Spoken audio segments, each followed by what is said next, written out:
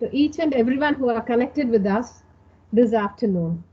And today we have this afternoon Dr. S.S. Gomati, Assistant Professor of Physics, to talk on the topic Electronic Waste Management Issues and Challenges, which is an emerging global environmental public health issue. And to her credit, she has published nearly 20 articles in reputed journals. She has guided 10 MPhil scholars so far, and they have successfully completed. And she has been recognized as the top performing mentor in NPTEL online certificate course. And she seems to be she has acted as a resource person. She has acted as a resource person in various occasions and has organized many seminars and webinars to her credit. And presently, she is the Vice President of the College Union. And Dr. Gomati, the floor is yours. You can. Thank you, madam, for your nice words of introduction. Yes, thank you. To our revered directors, Amma, revered secretary, Amma, esteemed principal, respected controller of examinations, dear faculty members from my institution and from other institutions, good afternoon to one and all virtually connected for the program. Let me share my screen now.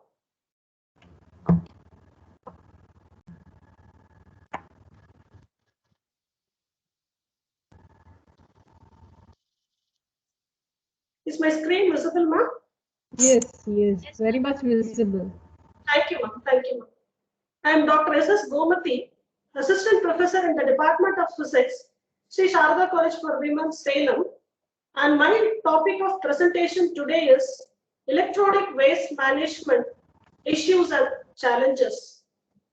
Growth in the IT and communication sectors has enhanced the usage of the electronic equipment exponentially in this digital era, and also due to the prevailing pandemic, all teaching fraternity have transformed themselves and started adopting new methodology like e-teaching, e-learning, developing e-content, and so on.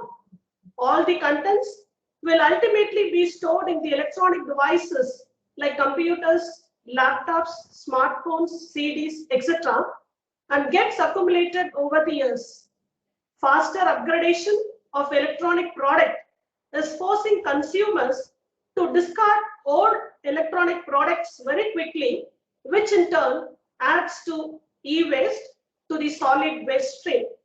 The growing problem of e-waste calls for greater emphasis on recycling e-waste and better e-waste management. Moreover, e-waste is an environment killer, a hidden problem, and also a potential threat to the human and also environment. So we have to start transforming waste to wealth. And today's electronic gadgets will become tomorrow's electronic waste, that is e-waste. In my presentation, I'm going to present an overview on e-waste management and its issues and also challenges, which I have learned through NPTEL online certification course, and it is also FDP offered by IIT Kharagpur, and it is a 4-week course. I would like to concentrate on these topics: introduction, definition of e-waste, sources, types of e-waste, issues pertaining to e-waste, reasons for e-waste generation, methods of disposal of e-waste, advantages of recycling, need for e-waste management, statistics and regulatory frameworks in India, and finally, conclusion. So let me start with the introduction. Waste is an outcome of product or substance that can be hazardous or non-hazardous, which will be a threat to human health and also the environment if it is not handled properly. Examples for waste, they can be from industrial, biomedical, municipal, electronic and electrical equipment, highly required to be disposed of as per national laws. So rapid changes in technology, changes in media, falling prices of electronic gadgets, and developing new electronics and discarding old ones lead to an ever-increasing load of e-waste. And also, informal processing of e-waste in developing countries can lead to adverse human health effects and environmental pollution. This presentation highlights the hazards of e-waste, appropriate management of e-waste, and options to be implemented for sustainable development. So coming to the definition of e-waste, there is no standard definition of e-waste, but I've taken some from standard reference. Unwanted, obsolete, or unusable electronic and electrical products.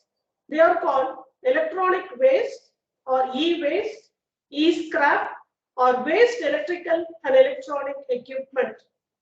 Ministry of Environment and Forests, Government of India defines e-waste in such a way that it comprises of waste generated from used electronic or electrical devices and household appliances which are not fit for their original intended use and are destined for recovery, recycling, or disposal.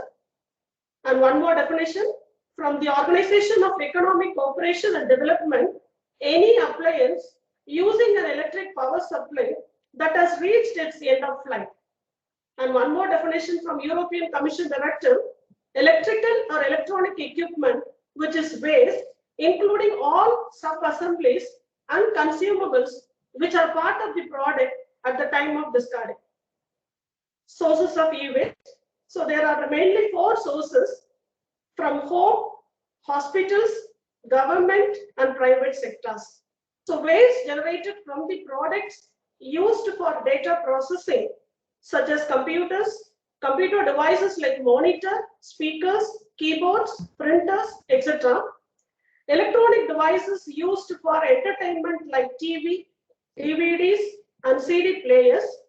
Equipment or devices used for communication like phones, landline phones, fax, etc. And even the household equipments like vacuum cleaner, microwave ovens, washing machine, air conditioners, etc. And also audio visual components such as VCRs and stereo equipment, etc. So these are all the standard types of e-waste: laptops and monitors, mouses, keyboards, and other electronic devices, televisions, scanners, printers, copiers, mobile phones, personal electronic devices, and audio-video equipments. Next is the main issues pertaining to e-waste management. So we are going to discuss about 2 main factors. So the e-waste products, they have got their own issues on human health and environment. So let us discuss one by one. Effects of e-waste on human body, sources of e-waste, and the elements radiated from that type of e-waste, and the health effects. So from let us emitted from the solder and printed circuit boards, glass panels, and gasket and computer monitors, and that will damage the central and peripheral nervous systems, blood systems, kidney damage, and brain damage in children. Chip resistors and semiconductors, they will be giving cadmium, and that are toxic and also irreversible effects on human health and neural damage. Mercury from relays and switches, printed circuit boards, chronic damage to the brain, respiratory and skin disorders. Cabling and computer housing, plastics, PVC. Incineration produces a chemical called dioxin, which causes reproductive, developmental, and immune system damage. Plastic housing of electronic equipment and circuit boards, brominated flame retardants, disrupts endocrine system functions. So barium given from the front panel of CRTs, muscle weakness, damage to heart, liver, and spleen. Motherboard, beryllium, which causes chronic berylliosis, warts, and lung cancer, and many more, and the list goes on. So coming to the effects of e-waste on the environment, emission from e-waste create environmental damage. Toxic chemicals from e-waste enter the soil crop footpath way. These are non-biodegradable and cause soil pollution. And also, e-waste dumping or yards and nearby places are polluted and cause health hazards. So what are all the reasons for the generation of e-waste? We have got four major reasons here. One is advancement in technology, changes in style and status, nearing the end of their usual life, and not taking precautions while handling them. So coming to the methods of disposal of e-waste, we should think why we should ensure safe disposal of these e-wastes. Landfill disposal allows heavy metals to leach into groundwater. Incineration makes hazardous material airborne. Acid baths are dangerous and cause water and soil contamination. To ensure exported materials which are handled properly. And this is one important method, which is said to be recycling method. In this, we have got three categories. First one is disassembly or dismantling. Second is upgrading. And third is materials recovery. So coming to the first one, it is the systematic removal of components, parts, or a group of parts or a sub-assembly from a product in e-waste. Upgrading includes communicating and separation of materials using mechanical or physical or metallurgical processing. Methods to recover materials include incineration and refining, and finally, materials recovery. The materials are recovered by recycling facilities. The plastic, glass, metals can be recovered by sorting them before mixing them with other waste. And this flow chart represents the recyclers flow. This is the flow sheet of recyclers or recycling units. In this, after the receipt of e-waste from different sources, so they will start the processing of sorting the e-waste. So and that will be divided into two categories. One is under the repairing section and the other one is dismantling. In the repairing section, the e-waste will be upgraded, tested and refurbished. Whereas in the dismantling section, it will be divided into again two categories. One is component recovery and the other one is residual disposal. In the component recovery part, it can be used either for captive use or for packing, and that is followed by sale. Whereas in the residual disposal, it can be scrap material or precious materials can be recovered from the residual disposal. And this scrap material should be properly disposed, and that should be environmentally friendly disposal. And coming to the advantages of recycling of e-waste, you have got 5 advantages. It is an asset recovery, reduction of need for landfills, reduction of junks and clutters, resale and reuse, and finally creation of jobs.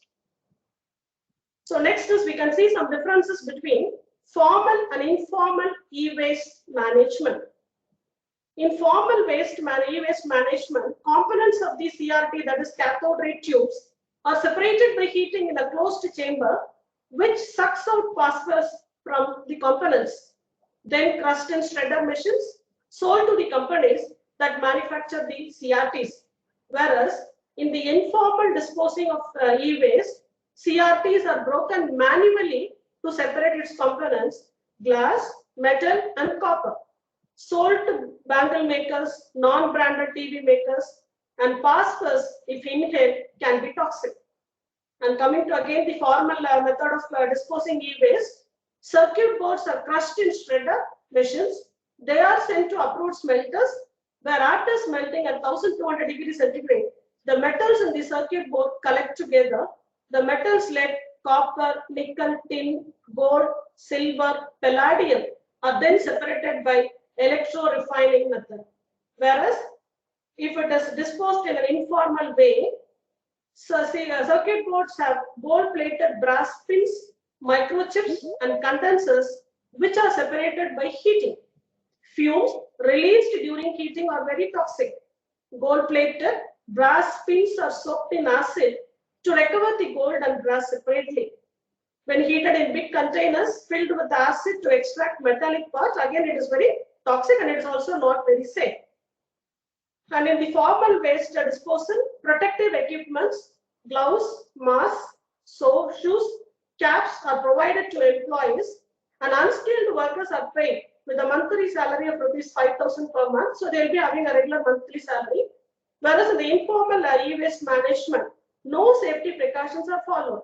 Unskilled workers are paid daily wages as per their collection. So either it can be 100 or 150 per day. And for the last one, investment for a dismantler is about rupees 30 lakh, and for a recycling plant about rupees 25 crore. Whereas in the informal e-waste management, minimal capital investment is needed. Cost includes price of e-scrap, bribes to transfer it across state borders, and set up and run shops and rent for the workspace. So why there is a need for e-waste management? If it is not properly managed, e-waste is not properly managed, then groundwater will be polluted. Acidification of soil will take place. Emission of toxic fumes and gases will happen, and this will purify, this will make the environment polluted. It is the fastest growing portion of municipal waste, and therefore let us not waste e-waste. Recycling scenario, I want to illustrate only one component because there are so many electronic devices. I'm going to take only CRT, that is cathode ray tube. So we are going to take that useful component from that after recycling. Ferrous metals sold to metal dealers. Precious metals are recovered in a very dangerous and hazardous manner.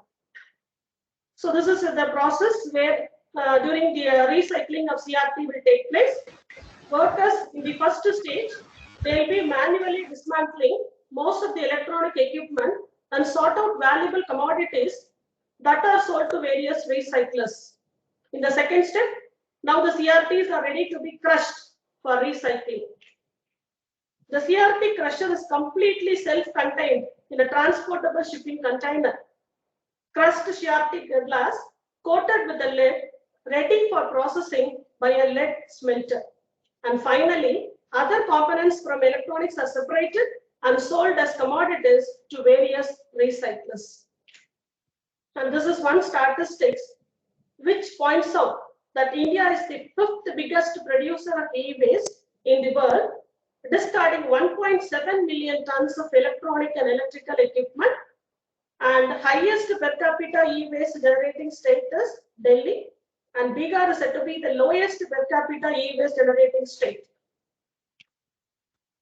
So coming to the most important aspect, that is regulatory frameworks in India. So the first one is e-waste management handling rules under the Environment Protection Act 2011, notified on 12th May 2011 and became effective from May 2012. So the basic objective of this EPA Act is to put in place an effective mechanism to regulate the generation, collection, storage, transportation, import, export, environmentally sound recycling, treatment, and disposal of e-waste. This includes refurbishment, collection system, and producer responsibilities, thereby reducing the waste destined for final disposal. And this act has been revised and notified on 10th June 2015. And these objectives are same, but with some omission and additions. So I'm going to list some of the advancement in the regulatory frameworks. So Department of Telecommunications, Ministry of Communication in National Telecom Policy 2012, that is NTP, puts emphasis on periodic disposal of all electronic waste as e-waste, strengthening the framework to address the environmental. Dear participants, please put your mics. It encourages enhanced and continued adoption of green policy in telecom, and also the use of renewable energy sources for sustainable development. National Telecom Policy 2012 and Draft NTP 2018 promotes the use of energy efficient equipment and renewable energy technologies to achieve long-term sustainability. According to the new e-waste management amendment rules 2018, the manufacturer, producer, importer, transporter, refurbisher, dismantler, and recycler shall be liable to pay financial penalties as levied under the provisions of the Environment Protection Act. Moreover, the collection, storage, transportation, segregation, refurbishment, dismantling, recycling, and disposal of e-waste shall be in accordance with the guidelines. And this is the status in India. 12 states have registered with 97 units, and the number of units in each state have been given within the brackets. And these are the certain basic rules to be adopted or the guidelines to be followed in the, during the e-waste management process.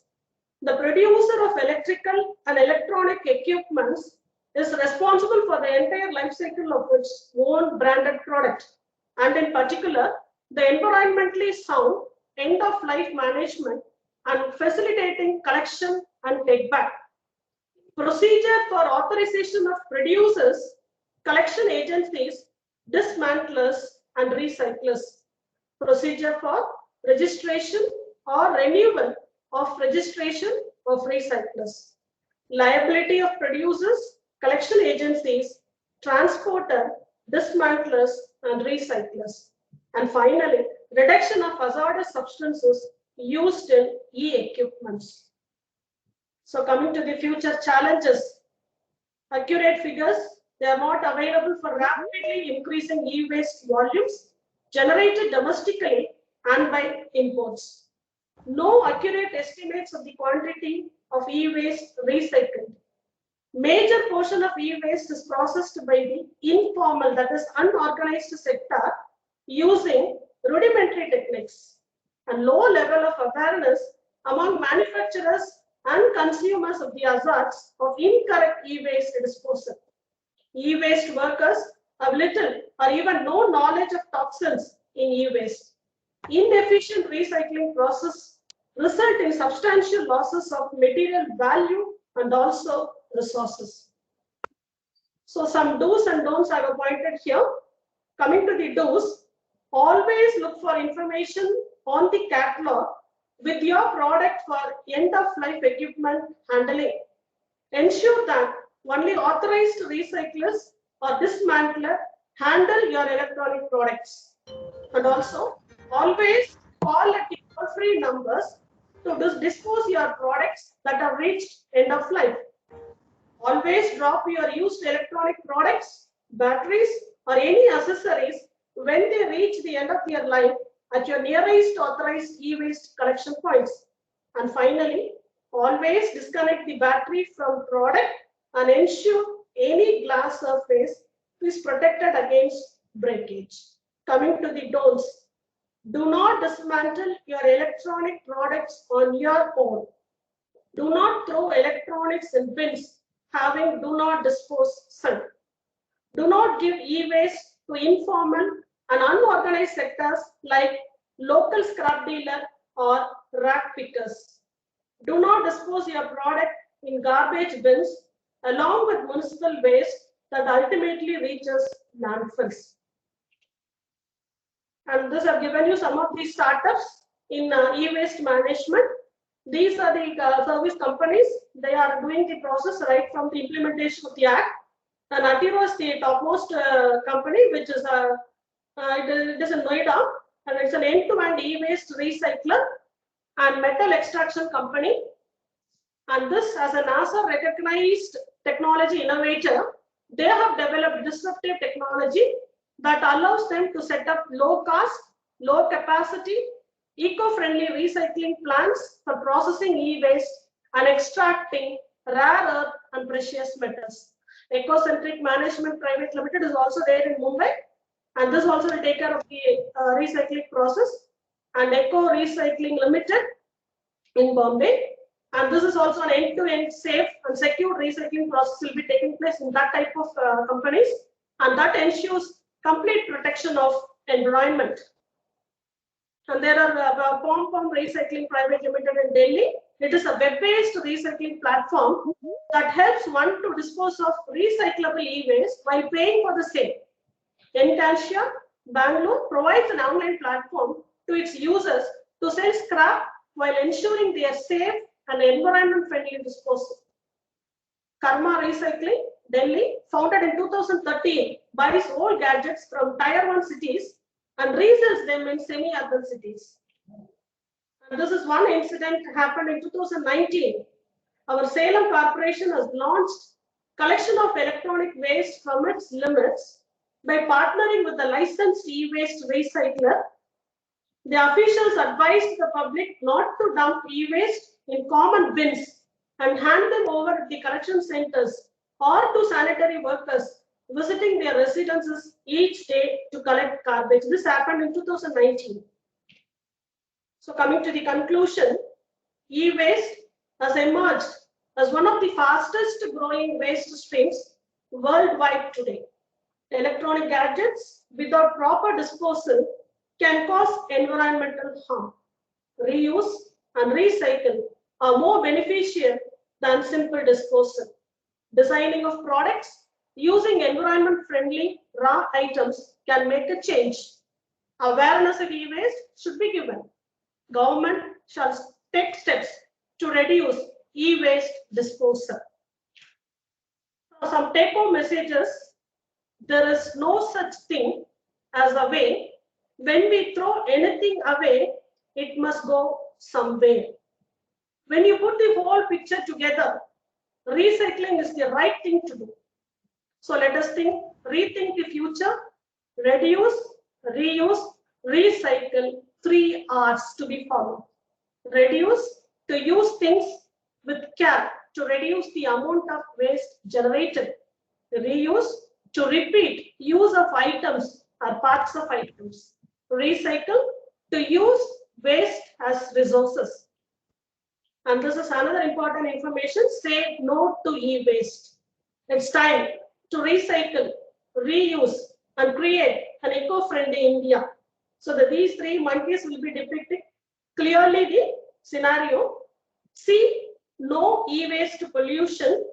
Envision a clean and green India.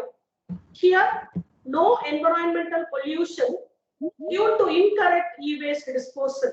And say no to direct e-waste disposal. And if you don't manage your waste and throw everything out in a mixed bag every day, this will be the scenario in future. So these are the references I've taken. Thank you.